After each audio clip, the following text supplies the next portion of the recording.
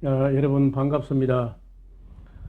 오늘은 우리 이 그림을 보면서 좀 흥미로운 이야기를 해보려고 합니다. 딱딱한 것 같으지만은 공부하는 사람들과 연구하는 사람들, 또 학문하는 사람들, 내지는 앞으로 또 진로를 생각하는 분, 또 전공을 생각하는 분, 이런 분들이 꼭 한 번쯤 생각해 봐야 하지 않겠나 하는 이야기를 나누려고 합니다. 사람이 공부하게 된 그런 뭐 특별한 동기가 있는 수도 있고, 그냥 어른들 앞에서 그저 시키니까 그냥 고분고분 그저 착실하게 공부하는 그런 분도 뭐 있겠죠. 그런데 사실은 이제 어떤 한 분야에 깊이 빠져들어서 공부하는 어떤 그런 사람들 중에는 살아가다가 뭔가 어떤 충격을 받는다는 거예요. 그 여기 보면은 이 빨간 동그라미를 보시면 여기에 우리말로 그 놀라움, 경이, 원더, 서프라이즈, 어메이징, 뭐 쇼크, 쇼킹, 뭐 이런 말로도 할 수 있는 말인데, 하여간 살아가다가 예사롭지 않은 어떤 일을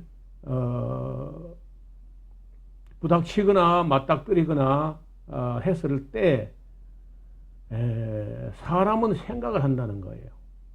개는 생각을 하지 않고 도망을 가거나 하는데 사람은 생각을 한다는 거죠. 그래서 그 생각하면서 연구하고 또 깊이 파고들고 하면서 이제 그 학문의 세계가 발달하는데, 잘 그림을 잘 보시면은 여기가 어떤 놀라움의 그 포인트, 이 경의의 포인트가 여기서 무언가를 보고 이상하다, 놀랍다, 충격적이다 하는 어떤 충격을 받았을 때 사람은 생각을 하게 되는데, 생각하지 않으면 발전이 없죠.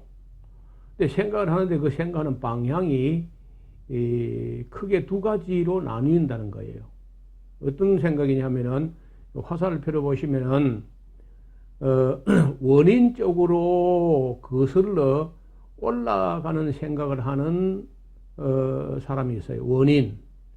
그 다음에 이게 앞으로 이래가지고 이게 어떻게 될 것인가 하고 결과 쪽으로 또 파내려가는 그런 생각의 방향이 있습니다. 그래서 옛날에 그 학자들 어른들이 이 원인 쪽으로 캐 올라가는 이런 그 방향을 형이상학이라고 해요. 형이상학, 메타피직스라고. 형이상학이라고 했습니다. 그래서 거기는 이제 철학이나 뭐 신학이나 계시나 이런 쪽은 다 이게 형이상학 쪽으로 방향이 원인 쪽을 찾아 연구하는 겁니다. 그 반면에 또 결과 쪽으로 이렇게 분석을 해 내려가는 학문인데, 이걸 보통 우리가 과학이라고 해요. 과학 혹은 그 물질적인 과학, 그 피지컬 사이언스라고 그러죠. 그래서 이 피지컬 사이언스가 또 역시 둘로 나누는데, 아시는 대로 이제 그 뭐 어릴 때 유치원, 영학이, 유학이 이런 데서 출발해 가지고 초등학교, 중등학교, 고등학교, 대학교 이렇게 내려가는데요. 더 세밀하게 더 파고 내려가는 겁니다.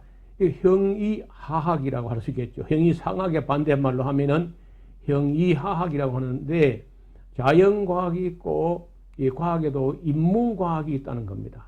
그래서 이 자연과학으로 가는 사람이 있고, 이제 이공계, 인문과학 혹은 인문계 이렇게 말합니다. 둘 다 과학입니다. 자연과학도 과학이고 인문과학도 과학이에요. 그 대학을 가서는 이제 1학년 때는 되게 대학의 교양 과목을 이제 다루다가 전공 쪽으로 가면은 역시 그 인문과학 쪽에 맨 오른쪽에는 학문이 심리학이라는 학문이 있습니다. 인간 내면의 가장 깊은 곳을 들여다보는 그런 학문이 바로 심리학이죠. 반면에 인간이 이 오른쪽 그 인간 내면을 들여다보는 이 오른쪽이 아니고 인간 외적으로 인간에게서 멀리 내다보는 학문이 있는데 바깥쪽으로 그것은 천문학이야. 그래서 이 대학의 학문을 도식화한다면은 인문과학의 맨 오른편에는 심리학이 있겠고 자연과학의 맨 멀리는 천문학이 있다고 할 수 있습니다. 그래서 이제 이 안에는 수많은 학과들이 한 100가지 이상의 학과들이 있어가지고 그 한 분야에서 어느 한 분야를 전공하고 또 더 넘어서 새로운 학설을 써서 학위를 받고 이제 이렇게도 합니다. 그래서 여기까지 우리가 공부할 수 있는 이 빨간 선, 여기 맨 위에 빨간 선을 보면은 여기가 인지의 한계, 인간의 인지의 한계선을 이렇게 정하고 있는데 하나님이란 분은요 우리 인지 한계 너머에 있습니다. 그래서 우리가 연구 대상이 아닙니다. 하나님 우리가 연구한다고 알 수 있는 게 아니고 그 공부한다고 알 수 있는 게 아니고 심지어 신학을 해도 하나님을 다 알거나 그렇지 못해요. 그래서 다만 이제 사람들이 이런 과학 하면서 과학을 중요시하고 과학이 그 요즘은 절대시 되고 하는데 놀랍게도 인문과학이든 자연과학이든 다 해도 만족이 되지 않습니다. 그리고 이 모든 놀라움, 모든 경이로움들이 다 해소가 안 돼요. 그래서 결국은 이제 이 과학을 다 해봐 안 되기 때문에 철학을 하게 됩니다. 철학. 그래서 사실은 일반 기초 학문이라고 하는 이런 학문을 한 후에 또 과학을 어느 정도 섭렵한 후에 철학을 해야 돼요. 그리고 이제 철학으로 하면 그러면 모든 게 다 만족해지느냐? 그렇지 않습니다. 철학을 하면 할수록 인간의 한계를 느끼고 모르겠다는 거예요. 뭔지, 뭐가 어떻게 된 건지. 그 철학을 해도 만족이 안 되기 때문에 결국은 신학을 합니다. 그러면 신학을 하면은 그 인간의 이론적인 신학이 그 모든 걸 또 만족하느냐? 그렇지 못해요. 인간이 아무리 과학과 철학과 신학을 해도 인지의 한계가 있고 알 수 있는 건 제한적이라. 그래서 결국은 우리가 마지막으로 알고 싶은 게 보이지 않는 세계, 이 메타피직스, 피지컬한 이런 그 물질계를 넘어서서 그 너머에 있는 세계를 보려고 하기 때문에 과학으로도 안 되고 철학으로도 안 되고 신학으로도 안 돼요. 그래서 결국은 이제 계시에 의존하게 되는데 우리는 그 계시가 기록된 책을 성경책이라고 합니다. 성경책.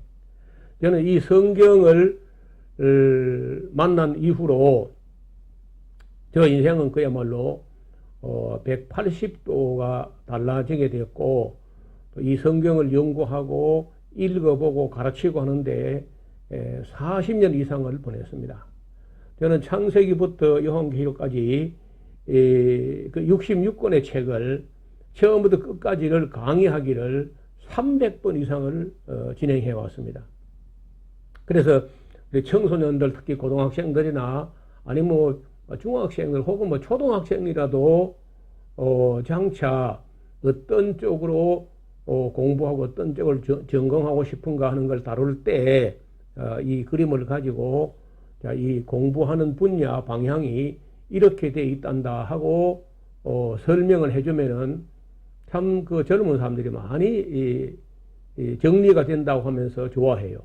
그래서 학생들이 이 영상을 보고 나는 어느 쪽으로 공부를 할 것인가 이런 생각을 해봤으면 좋겠어요. 그리고 이런 과학을 하는 사람들이 이쪽으로 내려가면 분자, 원자, 중성자, 아니면 전자, 미립자 이런 걸로 내려가서 그 하나님 안 보입니다.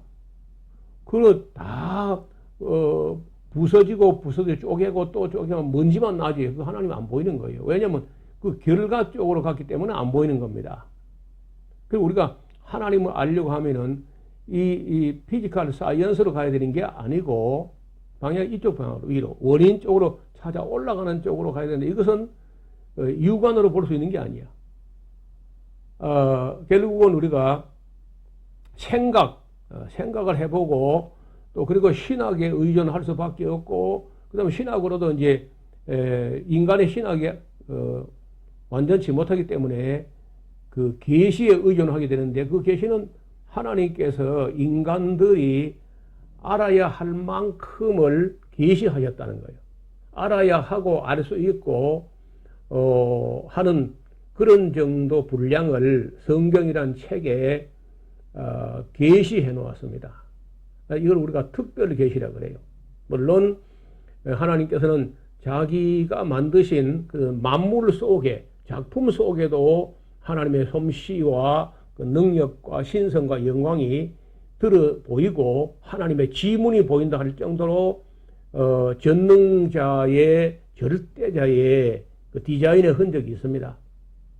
그래도 그것만 가지고는 하나님의 심정까지 헤아리기는 어려워요. 그래서 하나님의 마음과 하나님 심정까지 헤아리기 위해서는 반드시 이 계시 즉 성경을 봐야 하고 성경을 본다고 또 알아지느냐? 성경을 진심으로 보고 또 성실하게 보고 겸손하게 보고 진리를 참 사모하고 그런 순수한 그런 사람에게 하나님의 영, 성령, 홀리 스피릿이라고 하는데 이 성령이 도와주셔야 돼요. 성령의 조명이라고 하는데 그 일루미네이션, 성령이 이 우리 내면에 조명을 해주면서 성경이 보이기 시작할 때 그때 우리는 계시를 통해서 이 성경을 통해서 정말 하나님을 알아가게 됩니다. 그런 후에 그 알아가면서 믿어지고 믿어가지고 또 알아지고 이렇게 이제 하는데 대부분 우리가 사람들이 이 피지컬 사이언스 즉 먼지 나는 쪽으로 그 사물을 다 쪼개고 가지고 분자, 원자, 중성자, 쿼크, 뭐 미립자 이걸 보고 하나님보다 이렇게 하면 안 돼요.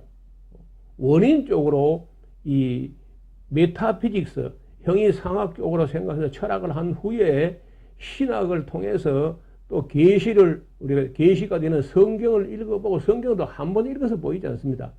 정말 진실하고 성실하게 정직하게 겸손하게 진리를 찾고 사모하는 사람에게 성령이 그 내적 조명이 있어야만 그 하나님의 도우심이 있어야만 성경이 보이게 되고 그때 우리가 정말 하나님을 알아가게 돼요. 그리고 이제 하나님께 예배하고 경배하고 존경하고 사랑하고 이렇게 되는 세계가 기독교라는 세계입니다. 그래서 아직도 아무리 여러분들이 석박사 학위를 가지고 계시고 스스로 지성인이다 한다 할지라도 아직도 하나님께서 인류에게 주신 이 계시 성경책을 제대로 공부를 안 해보신 분들은 죄송하지만은 꼭 성경을 공부해 보시기를 바랍니다. 여러분이 만약에 진심으로 성경을 공부하실 뜻이 계시다면은 제가 좀 도와드릴 수 있어요.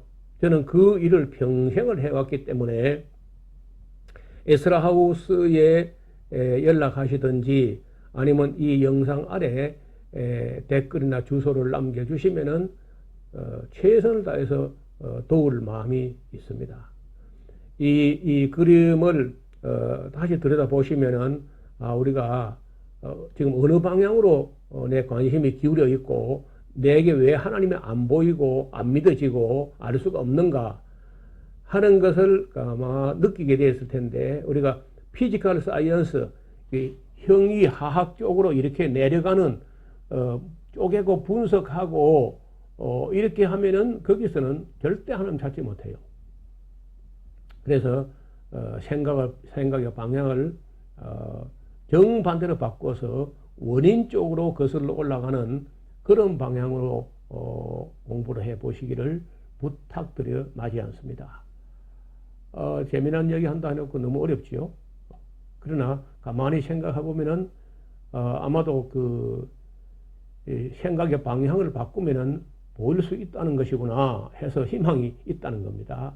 그래서 이 세상에 오셔가지고 이 생을 살고 나서 하나님께서 우리 인간에게 내린 계시에 대해서 성경에 대해서 한 번도 공부를 제대로 안 해보고 하나님 찾는 걸 포기한다는 것은 너무 안타까운 일이죠. 꼭 찾아보시기를 바랍니다. 예수님께서 성경에 말씀하시기를 찾으라, 찾을 것이고 구하면 주실 것이며 두드려라. 그래 하면 열릴 것이다. 이렇게 말씀을 하셨습니다. 오늘 강의는 여기까지 합니다. 앞으로 이런 문제를 가지고 차근차근 또 정말 하나님이 계신가, 계시다면 어떤 분인가 이런 것을 공부해 나가려고 합니다. 그래서 이 영상을 보시는 분들이 또 다른 우리 젊은이 학생 청년들에게 소개도 해 주시고 구독을 해 주신다면은 더 좋고요. 또 다른 사람들에게 그걸 알려주시면 더 감사하겠습니다. 예, 오늘 여기까지 하겠습니다. 감사합니다.